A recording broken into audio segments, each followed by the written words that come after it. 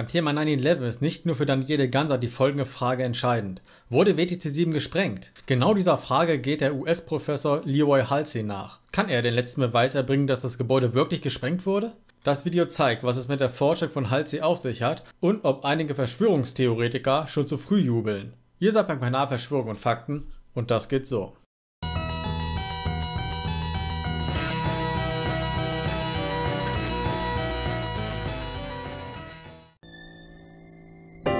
My name is Leroy Hulsey.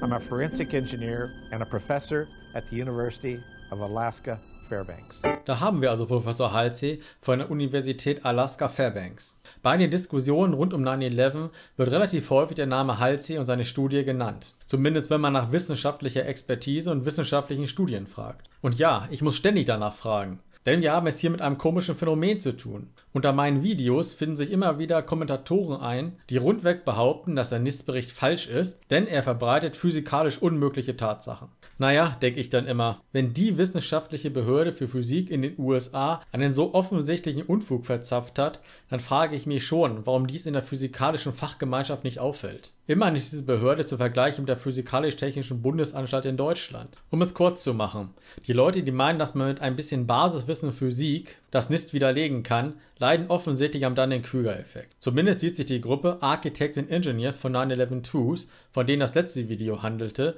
durchaus nicht in der Lage, physikalisch zu beweisen, dass das NIST falsch liegt.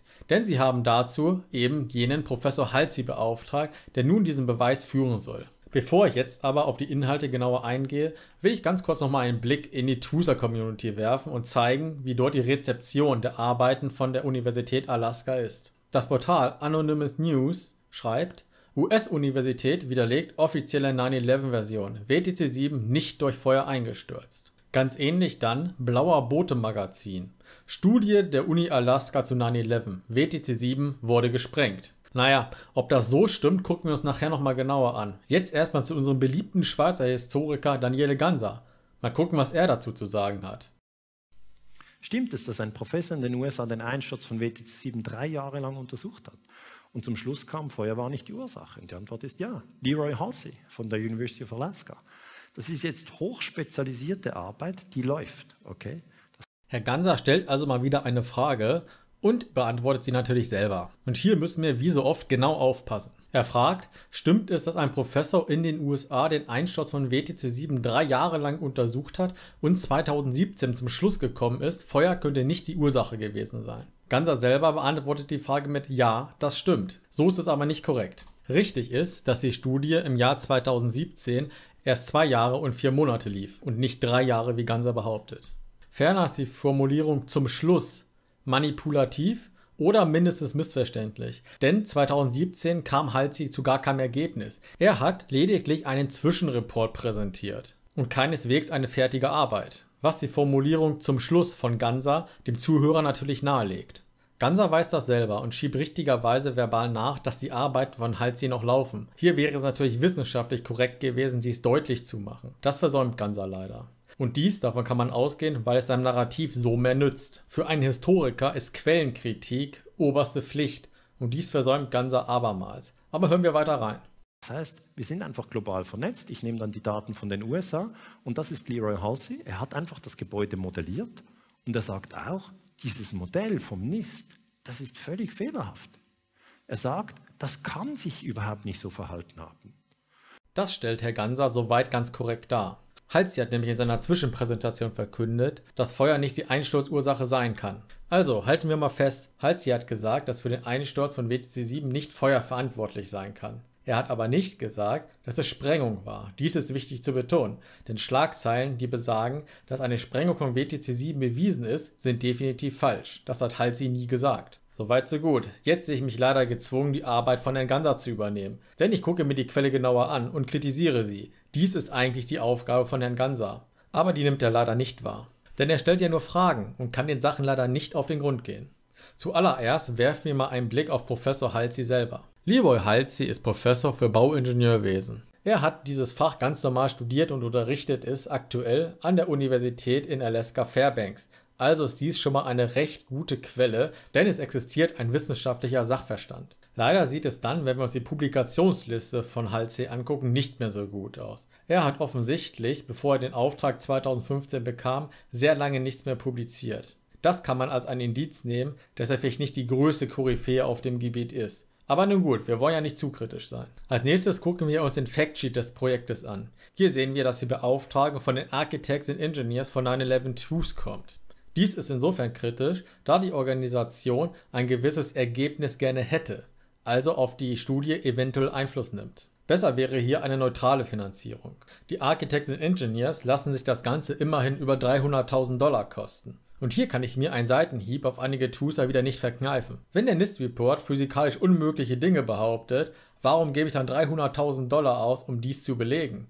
Das muss doch dann wohl wesentlich einfacher gehen, oder? Es gibt ja Kommentatoren, die schaffen das sogar unter meinen YouTube-Videos. Also liebe Kommentatoren, schreibt doch einfach mal diese Organisation an, fragt nach $300.000 und dann beweist ihr einfach mal, wie das richtig geht. Sorry, aber der kleine Exkurs muss jetzt sein. Gucken wir mal weiter auf vermeintlich echte Wissenschaft. Ganz links unten sehen wir die Reports. Hulsey hat bisher einen Progress Report im September 2017 und ein Progress Statement im März 2018 vorgelegt. Selbstredend bezieht sich Ganser und auch die Artikel, die ich sonst gezeigt habe, auf diesen Progress Report von 2017. Und hier wieder wichtig zu betonen, es ist ein Progress Report, also keineswegs ein Endstand oder ein finales Ergebnis. Wenn man sich jetzt den Progress Report einmal ansieht, wird man, nun ja, ein wenig überrascht. Denn es handelt sich lediglich um eine Powerpoint Präsentation. Ich bin jetzt kein Physiker, aber in den wissenschaftlichen Disziplinen, in denen ich mich auskenne, ist ein Progress Report keineswegs eine Powerpoint Präsentation. Und es verwundert mich schon sehr, dass Ganser diese Quelle so unreflektiert übernimmt. Wenn ich hier von Quelle rede, ist dies streng genommen falsch. Denn es handelt sich durchaus nicht um eine wissenschaftliche Quelle. Das kann man einfach nicht sagen. Es gibt kein korrektes Quellenverzeichnis, keine korrekte Zitierung, keinen nachprüfbaren, kohärenten schriftlichen Bericht und, das ist selbstredend bei einer PowerPoint-Präsentation, auch keine Peer-Reviews. Peer-Reviews bedeutet, dass ein fachlicher Artikel erst veröffentlicht wird, wenn Fachkollegen mit Expertise sich das Ganze durchgelesen und kritisiert haben und dann beurteilen, ob es zur Veröffentlichung taugt oder nicht. Dies ist hier natürlich nicht geschehen. Es wurde einfach veröffentlicht, genauso wie ich eine PowerPoint-Präsentation zu dem Thema veröffentlichen könnte. Aber immerhin hat Hulsey und sein Team angekündigt, dass es Peer-Reviews geben soll. Auch wenn aus den genannten Gründen eine Kritik einer PowerPoint wenig zielführend ist, will ich dies dennoch kurz tun, um zumindest ein bisschen auf die Inhalte einzugehen. Erstens, die Studie von Hulsey konzentriert sich hauptsächlich auf einen Verbindungsfehler an einem Stahlträger, der angeblich von NIST als das Initiationsereignis gesehen wird. Richtig ist aber, dass das NIST mehrere Verbindungsfehler sieht und daher dieser Ansatz nicht korrekt ist. Zweitens macht die Studie falsche Verschiebungsvergleiche. Dr. Hulsey nimmt dazu falsche Werte, denn er vergleicht globale anstelle von lokalen Verschiebungen. Drittens führt Hulsey auf Folie 82 an, dass er hier einen Unterschied beim temperaturbezogenen Vergleich mit dem NIST hat. Dies ist nicht korrekt. Das NIST kommt zur exakt gleichen Beobachtung. Viertens versäumt es die Studie, einen dynamischen Feuerverlauf zu simulieren. Hulsey hingegen verwendet eine statische Temperaturverteilung. Fünftens trifft Hulsey eine falsche Annahme. Er behauptet, dass die äußeren Säulen fixiert waren. Das waren sie aber nicht. Sechstens behauptet die Studie, dass das NIST einen Fehler macht im LS-Dyna-Modell. Diese Annahme von Hulsey beruht darauf, dass er einen Fehler bei den Modellen macht. Er nimmt nämlich zum Beweis dieses Fehlers das ANSYS-Modell. Dies ist unzulässig. Genug von diesen Details, ist ja doch ein wenig dröge. Kommen wir jetzt mal zum Progress Statement. Denn immerhin sollte die finale Studie im Mai 2018 schon veröffentlicht werden. Das Statement stammt vom März 2018. Hier steht geschrieben, dass die Forschung noch nicht weit genug ist und es Probleme gab. Diese Probleme führen dazu, dass es derzeit nicht klar ist, wann die Studie veröffentlicht werden kann. Es wird davon ausgegangen, dass es Ende 2018 der Fall sein sollte. Leider lässt Hulsey den Leser im Unklaren, wo die Probleme exakt liegen.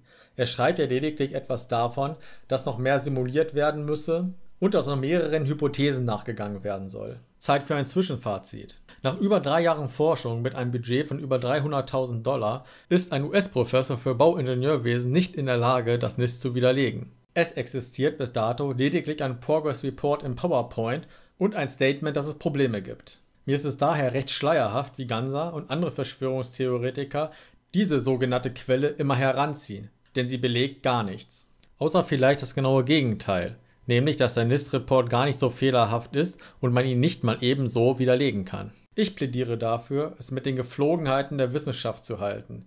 Wir warten einfach mal ab, was Professor Hulsey und sein Team vorlegen und gucken uns dann gemeinsam die Peer-Reviews an, damit wir beurteilen können, ob denn etwas dran ist an seiner Arbeitshypothese oder nicht. So macht das Wissenschaft. Zu guter Letzt will ich euch jetzt noch zeigen, dass auch professionelle Medien häufig nicht in der Lage sind, vernünftig zu recherchieren. Hier kommt ein Bericht von Focus Online. Auch 15 Jahre nach den Terroranschlägen des 11. September in New York bleibt der Einsturz des World Trade Centers in vielerlei Hinsicht ein Mysterium. Nicht nur Verschwörungstheoretiker, sondern auch Ingenieure und Materialwissenschaftler lehnen die offizielle Erklärung der Regierung ab. Professor Leroy Hulsey von der University of Alaska Fairbanks beschäftigt sich seit fast 2 Jahren mit dem Einsturz des World Trade Center Gebäude 7. Das 47-stöckige Gebäude wurde beim Einsturz der Zwillingstürme beschädigt und kollabierte schließlich selbst. Offiziell wegen eines Feuers. Professor Hulsey und sein Team bezweifeln das. Bei einer Konferenz im September erklärte er überzeugt, Zitat, das Gebäude wurde nicht durch Feuer zum Einsturz gebracht. Es sei technisch ganz einfach nicht möglich. Viele Kritiker der offiziellen Erklärung vermuten hinter dem Einsturz von World Trade Center 7 eine kontrollierte Sprengung. Das will Professor Hulsey vorerst nicht kommentieren. Er präsentiere, Zitat, objektive Forschung und werde erst am Ende seiner Untersuchung im April 2017 seine Erklärung für den Einsturz liefern. Ja, so sieht dann so ein Bericht aus. Und da wundert man sich noch, warum so viele Leute an den Quatsch glauben. Wenn man natürlich nur so einen Ausschnitt sieht und der Sache nicht selber auf den Grund geht, was natürlich sehr viel Zeit kostet und nicht jeder macht, dann muss man ja den Eindruck gewinnen, dass das tatsächlich etwas faul ist. Also, liebe Verschwörungstheoretiker, ihr seid nicht die Einzigen, die sich über die Massenmedien aufregen können. Das kann ich auch. Aber genug davon. Ich hoffe, das Video hat euch gefallen. Ich würde mich freuen, wenn ihr einen Daumen nach oben gebt und Kommentare schreibt. Wir hören uns beim nächsten Mal. Bis dahin. Ciao.